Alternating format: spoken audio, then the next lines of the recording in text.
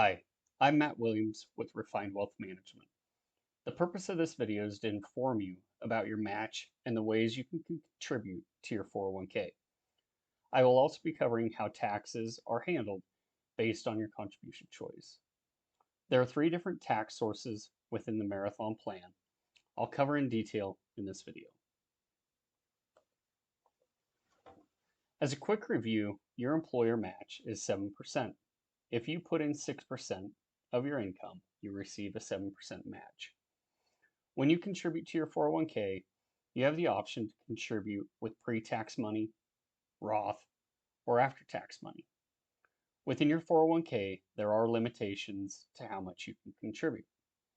If you're under the age of 50, your maximum contribution is $23,000. If you're over the age of 50, the maximum contribution allowed is $30,500.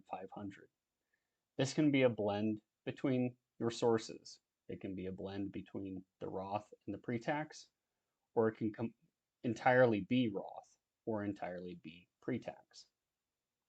I'd like to take the time to explain more in depth your contribution sources and what makes each unique. I'll start with pre-tax contributions. These are contributions to a traditional 401k. They are made with pre-tax dollars, meaning the money goes into your retirement account before it gets taxed.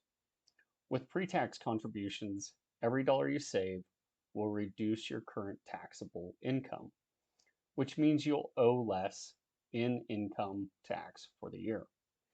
If you make withdrawals before the age of 59 and a half, you may have to pay tax on the entire distribution plus an additional 10% penalty.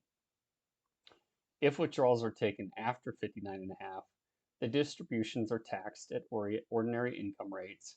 An example of this would be you have employee contributions of $5,000 to a traditional 401k in a given year. This $5,000 contribution could reduce your income by that $5,000.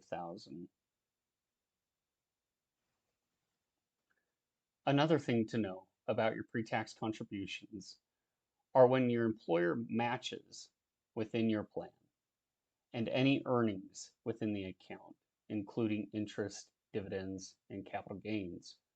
These are all considered pre-tax or tax deferred. That means you won't owe any income tax on these funds until you withdraw the money from your account, typically after you retire.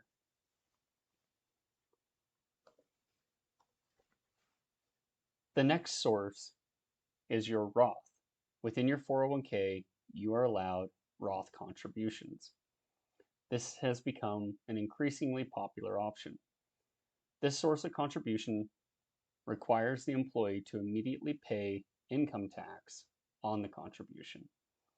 However, after retirement, the money can be withdrawn with no further taxes due on either the contribution or the earnings. Contributions are made with after-tax money, and any potential earnings grow tax-free. Earnings from a Roth can be withdrawn federally tax-free and penalty-free if it's been in the plan for 5 years or age 59 and a half, whichever is longer. If you make withdrawals before you're 59 and a half, you might have to pay taxes on the earnings, both ordinary and federal. If you make withdrawals before you are 59 and a half, you will have to pay taxes on the earnings along with a 10% penalty. You will also have to pay state tax. The last source within your 401k is the after-tax source. This is more like an invested savings account. It's allowed to be converted to a Roth. There are a few steps in doing so. If you decide to convert your after-tax money to Roth, you have to initially convert all after-tax dollars within the plan.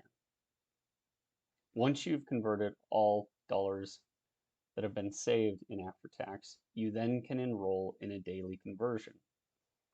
This ensures that your after-tax money via your contribution is converted with each paycheck.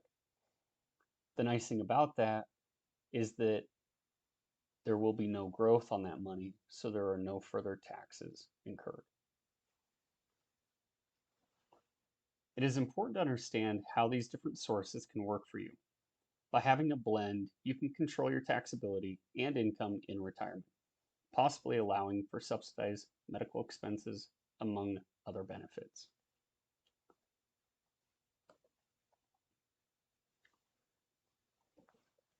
The next thing I'd like to address is your company match. It used to be that your 401k had a true up policy, which made it really easy to achieve the 7% match. In 2023, this changed. You now need to identify a contribution amount for both your income and your bonus. You'll want to ensure that you have at least 6% selected for each type to ensure that you get the full 7% match. If you're someone who generally maxes out your plan before year end, you'll want to make sure that you point your contributions towards the after-tax contribution to ensure that Marathon continues to match you on your entire income. If you do not make this change under the new rules within the 401k, you will not receive the 7% match going into the end of the year. As I wrap up, a couple of questions come to mind. The first question is, what can you do with your after-tax dollars at retirement?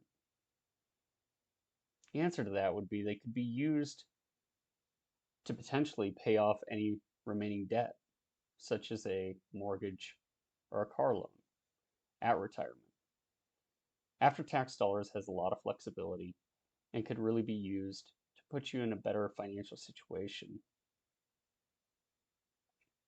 Another question that comes to mind is who would be a good candidate for a Roth? In financial planning, we're helping clients understand the power of tax-free income in retirement. Blending your income from different tax sources in retirement can help avoid entitlement penalties and lower your effective tax rate, making your money go further when really it's most important. I'd like to thank you for watching. Again, my name is Matt Williams with Refined Wealth Management. If you'd like help or have any questions, please be sure to give us a call.